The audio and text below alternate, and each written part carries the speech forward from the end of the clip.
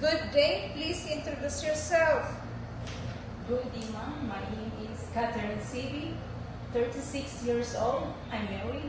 I have one son, 21 years old, and I'm a high school graduate. Alright. Why do you want to work in Hong Kong?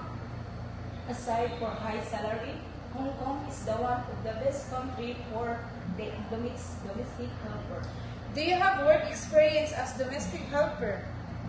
I have work experience in Mr. and Ms. Elizabeth Vargas in the year of March 10, 2017 until November 25, 2023 In which country?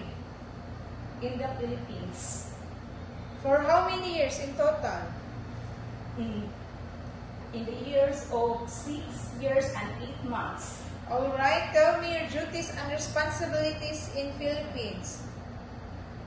My duties and responsibilities is taking care of 8 months old baby girl and 4 years old baby girl. I'm cleaning the house, washing clothes, ironing, and gardening. What are your skills? My skills is clean the house, cooking, and pet curing. What kind of pet? Dog. What are the traits of a good domestic helper? Traits the good domestic helper is caring, loving, and hardworking. Lastly, what is your message to your future employer?